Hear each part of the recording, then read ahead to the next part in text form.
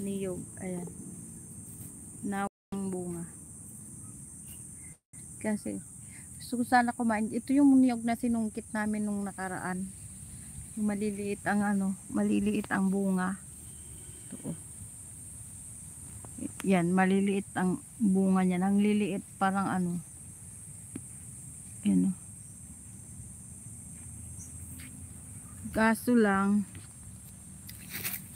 walang kukuha. Ayan, kaya hanggang tingin na lang ako.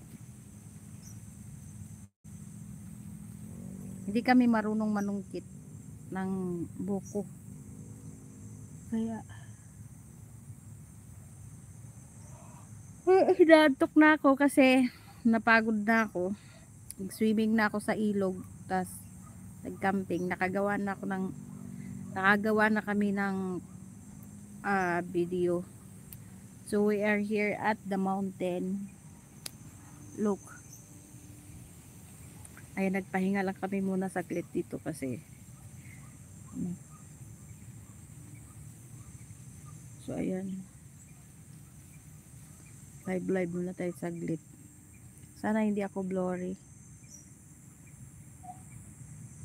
We are we wanted to pick some coconut, but it's really hard to pick that one. Hindi siya maakyat dahil pero the coconut is mababa pa siya. Kaso lang hindi namin kaya kuhanin. Hi Lamar Villas, what time is there? It's 10 o'clock in the morning. 10:20 in the morning. So we've been here since morning. Since 6 o'clock, no, 7 o'clock in the morning. We are already here. Not on this place, on the other place, because we was making a content. We was making a video. I was swimming on the river, and then cooking. That's why I feel sleepy na, guys. Ayan, as you can see, my hair is a little bit wet kasi I just done making video. I was swimming on the river, and then we go here because we was planning to pick some bananas and coconut, but the bananas not ready to pick. Lab, punta tayo dun sa pwesto ng matanda, Lab. Ano ba araw ngayon? So we gonna go to another place, guys. Ayan, hanggang wait lang.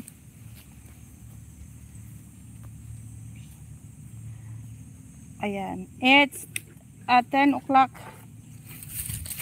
in the morning, and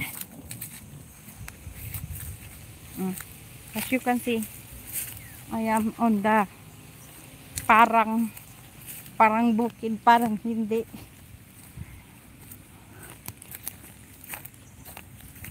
Lot of banana tree, but don't have banana fruit.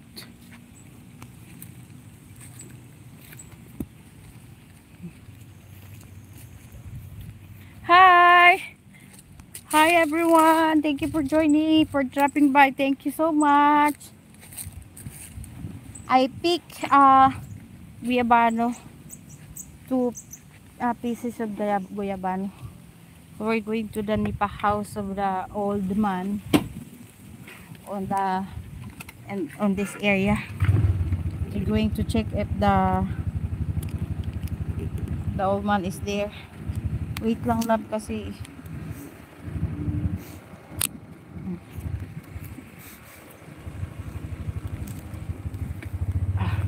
let's go.